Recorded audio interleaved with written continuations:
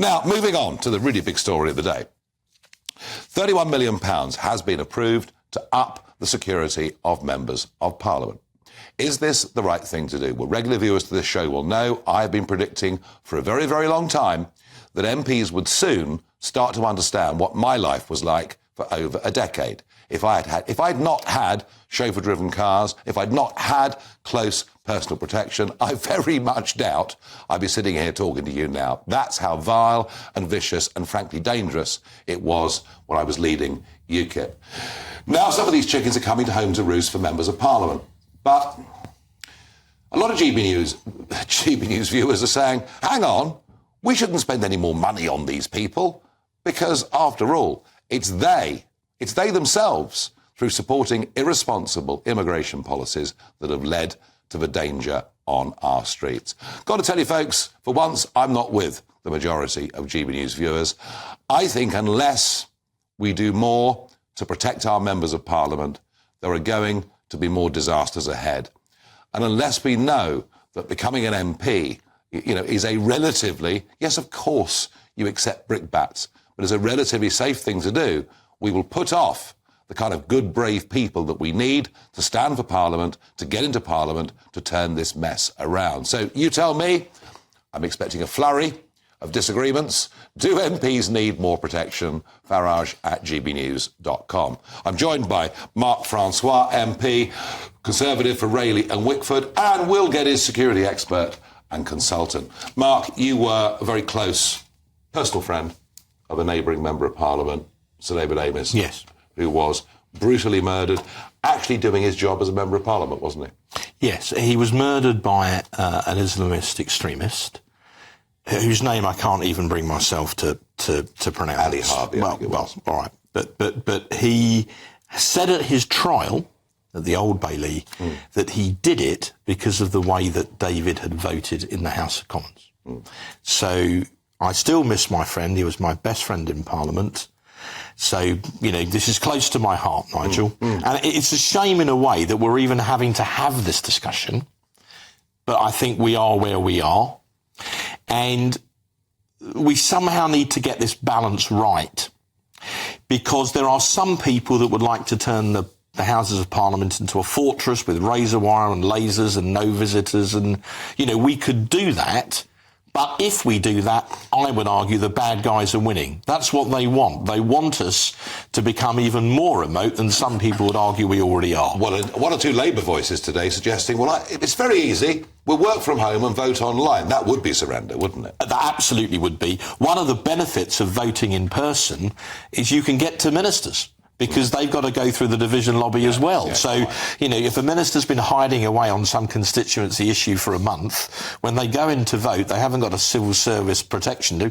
That's when you grab them. That's how you represent your constituents. So this 31 million is worth spending? I believe it is. If I discussed this earlier today with Roger Hurst, who's the very proactive, actually, Police, Fire and Crime Commissioner for Essex. He absolutely is very hard over on the security, not just of MPs, but of councillors as well. Remember, councillors get a lot of abuse. And I thought Tom Tugendhat, the Security Minister, summed it up very well today. So it's a brief quote. He said this: "Over the past few weeks, we've seen disgraceful attempts to intimidate MPs and undermine our democratic processes. That behaviour is a threat to our democracy and toxic to our society." And if I may say so, I think Tom put it really well. OK. We'll get is perhaps a slightly more dispassionate view than Mark can possibly have on an issue like this. No, absolutely. And that's one of the reasons I wanted you here, because, you've seen it, you've felt it in a very, very big way. In fact, much of the country was deeply shocked. Yeah. When it comes to the threat, the Speaker talks about this, he talks about far-right threats, and we've seen far-right threats, and they exist, but they are a fraction, are they not, of the real threat. Why is no one talking about the real threat? Well, it's constantly a race, if you like, between the extremists, particularly from the Islamic extremist sectors, and the far-right extremists. And the far-right extremists have increased, certainly over the last few years, and they're being considered as seriously by MI5 as the Islamic extremists. But having said Nigel, just look at the numbers, if we look at it right now, we look at, obviously, a far wider and broader leaning, and also a more vocal leaning by those that are particularly in support of Palestine and the anti-Semitism that is going on right now. And I take really from both of the things that you've both said so far, yourself, Nigel, you've been at the sharp end. You've been at the spearhead of actually having threats against I've lived you. it. Exactly. And I think a lot of these MPs, and maybe the GBNews, the GB viewers, are a little opposed to MPs having security. But I think a lot of the MPs will also know, once they feel the hot air and the hot breath of a threat that comes close to them, they recognise how serious the implications are of what they vote necessarily in the Houses of Parliament. But at the same time, I think Mark's absolutely right. You can't overkill this. Now, if we looked at the 650-odd MPs across the United Kingdom, to provide close protection for every single one of them, you know how expensive it is, Nigel. You're looking probably somewhere circa 200 to 250 million pounds a year to provide that security. So when we put that in context to the 31 million that has been allocated for this run-up, particularly to a general election, and for us to have a free democratic society, we've got to be able to have MPs that can go out, can canvass, can talk without fear of intimidation or fear of threats being levelled against them, whether it be by, you know, as with David Amess or with Joe Cox, for that matter. But the intimidation is happening. I mean, there was a fundraising Conservative dinner in Stoke-on-Trent I saw the other evening, and I clip, covered that on Monday evening. There's been a council meeting somewhere in the north of England today that's been stormed by pro-Palestine demonstrators. Well, I would put it to you, I understand what you're saying. Yeah. That the real cost of doing this fully would be massive. Yes. And the threat, the risk of threat, that assessment changes over time. But we may need to spend more, is the point I'm making. You're absolutely right. The group that is actually responsible for the risk assessment, and I have questions about the, if you like, the quality of the risk assessments being undertaken, is undertaken by a group called RAVEC, which is Royalty and VIP Executive Committee, which is within the Home Office. Now, they will look at the security around the members of the royal family, they'll look at members of the cabinet and the opposition, and any other MP that potentially has a threat against them. Now, any kind of security has to be measured. It has to be balanced. And you'll know this yourself from your own experience, Nigel.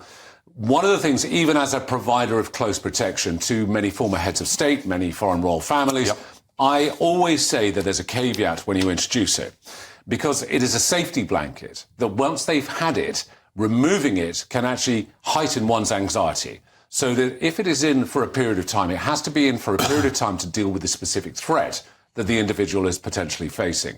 So to blanket provide it to every MP would imprison them too much. To be fair, I don't think we're calling for that. And I agree. Because, and I know, Nigel, we've discussed this before, and I know you have strong views because of your own experiences. I know that. But if we get to a situation where we need a bodyguard, you know, with some spaghetti coming out of their ear, as we're going down the Bread Island Sainsbury's on a Saturday morning with our trolley like anybody else, then the bad guys are winning. I agree. Because I'm not sure I agree with that. I know you don't, but I know you don't. But I just think, you know, so there you are, you're walking down the bread aisle, you've got this heavy with you, and there are people walking by feeling resentful. And they're thinking, if he gets one of those people, why don't I get one of those people? Well, what I would say, Mark, is this. When the level of threat against me was very high and constant, and I was assaulted repeatedly, even with close protection, still people got to me. Yes. You know, eggs over the head, banners over the head, all of that, you know. But I think I found a balance with it, which was I didn't run away from street markets. No. I didn't run away from going out campaigning, but I did have people there who, if it really turned ugly, could help me. But the threat to you was high. I mean, yes, it was. To be fair, Nigel, during the Brexit debates, I got quite a lot of stick, as you know. Not quite what you got, but a fair bit. Mostly from your own party. There you are. it's not boring politics, you know. But, you know, remember, Churchill famously said, parliamentary democracy is the worst possible system of government apart from all the others. So what we somehow have to do, and here I agree with Will, we've somehow got to get this balance right so that on the one hand, members of Parliament and their families, their loved ones, don't live in fear of what happens if they vote one way or another. But on the other hand, we don't become so protected unless it's really merited that the public resents us. Correct. I mean, I dropped in a very quick point. I dropped in a quick point. Very quick one on this, Nigel. Of all the executives, the individuals that I've protected over the last 30-odd years, I would say it's, and you touched on a good point, Mark, it's about the families. Many of the principals have actually said, you know what, I don't actually want the protection myself, but I do want it for my family. That's why I hope within the risk assessment that wherever this money is assigned, to whichever MP requires it, who is at the spearhead of a threat, that a lot of consideration is made for their family, and they are not left and family out homes, in the cold. and family homes in particular. Exactly. Gentlemen, we could debate this for much, much longer. Folks at home, you've heard a good, I think very reasoned debate on this. Can't wait for your reactions.